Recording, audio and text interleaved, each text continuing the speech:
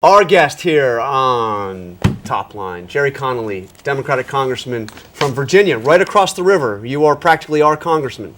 Practically. We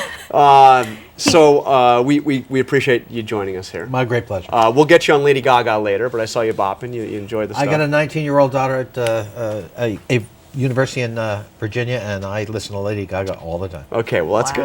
That is good to know. We've got our top line. So I want to get you on this tax cut issue, because the president has taken a very firm position that the tax cuts, the Bush tax cuts, should be extended for the middle class, but that we should not extend the tax cuts for millionaires and billionaires. This is the position of your party leadership in the House as well.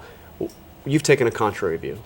Yeah, if you look at the state of the economy, we've gone from 5.6% growth in the last quarter of last year to 1.6% growth right now. And prominent economists like Peter Orszag and Mark Zandi have both said that, frankly, if you do allow those upper income tax cuts to expire, you could shave 0.5% off economic growth. Furthermore, the top 5% income bracket in this country account for 30% of consumer spending. The economy is just too fragile to be taking that risk. I think the first rule ought to be do no harm, and I think there really is a risk of doing harm if you allow any of the tax cuts to expire at this time. Well, let's go to the politics of it for 1 second. I mean, of course, we have to do that for a minute. The White House I don't get involved in that. Of course not. The White House seems to be standing very firm on this idea that this thing is going nowhere unless it excludes extending tax cuts for that higher income bracket. You, a number of your other blue dogs saying, not so fast. Do you think there will be a vote before the election on a tax cut? I would like to see this issue decided before the election. And I want to stress, will it be? And I want to stress, I do not favor the permanent extension of these tax cuts. That we cannot afford. So what we're talking about is a temporary extension, and how temporary.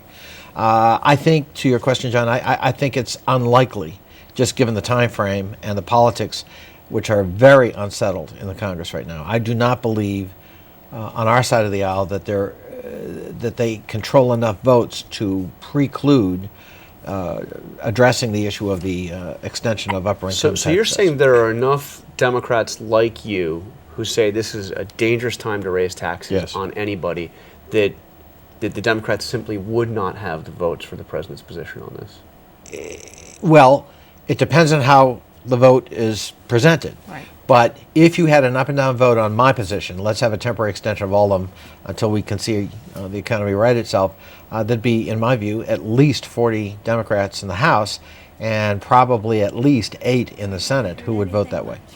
Now, have you talked to the White House, though, about this idea about making it temporary? I've had no conversations with the White House. Okay. Just give them a call. Yeah, let them know. Is there any right sense, after this show. Is there any sense at all that that is something that the White House could work with?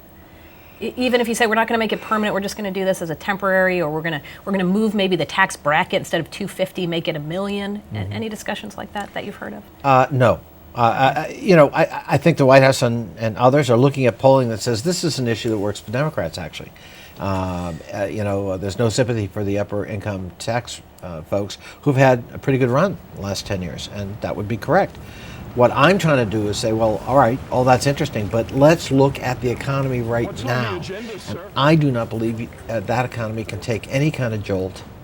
And given the disproportionate impact the upper income bracket has on consumer spending, which we need more of, not less of, you risk contractionary impact, which I know is not your intent.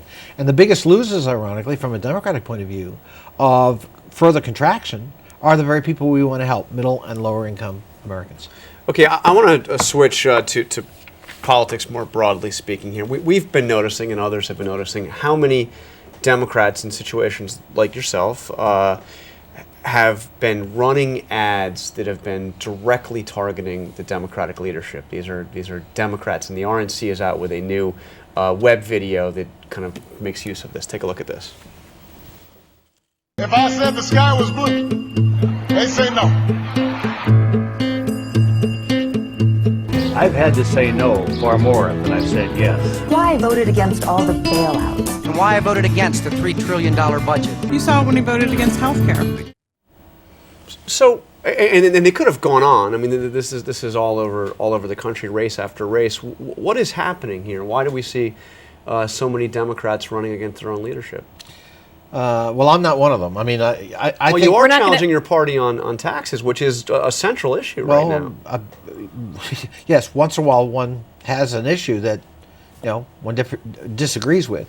If you're running a campaign as a Democrat, please reelect me because I haven't supported the Democratic agenda at all, and I despise my leadership in Congress. Why are you a Democrat? So you're not going to run. We're not going to see you running one of these. We don't like Nancy Pelosi. Certainly, we're going to highlight, the fact that I bring independent judgment to bear on issues. But ads like this are going to backfire, you think? I think what voters look for at the bottom line is authenticity. If you're a Democrat, we expect you to be a Democrat. We understand that you're not going to be slavishly devoted to the agenda, but when you start denouncing your own leadership and say who you are or aren't going to vote for Speaker and all that sort of thing, I don't think that wins any votes, and I don't think it wins any respect from the electorate. So will you proudly vote for Nancy Pelosi to be Speaker of the House again? If her name is put forward once again to be Speaker, of course I'd support her. Now, you also, despite this pushback here a little bit on taxes, you have been a proud supporter of the president's agenda, sort of down the line, healthcare, the stimulus, the environment, cap and trade vote. You going to talk about any of those things on the campaign trail? Sure. And how are you going to frame that? You're going to talk about healthcare, for example, and I take healthcare. I'm going to frame it primarily as a good thing to do economically for business. One of the biggest distortions in the labor market in the United States, and we're almost the only industrialized country that faces this, is healthcare. Okay. People make decisions about where they're going to work based on healthcare. That is not true in Germany or England or France. And it's a real competitive disadvantage for us. And addressing that and curing that, I think, is a huge boon to business and to economic growth in the United States. Okay, but we've looked around, and we've seen several Democratic candidates mention healthcare in their ads so far. And there isn't a single one that touts a vote in favor of healthcare. Every Democrat who mentions the healthcare vote so far in a campaign ad this season is touting their vote against the healthcare bill.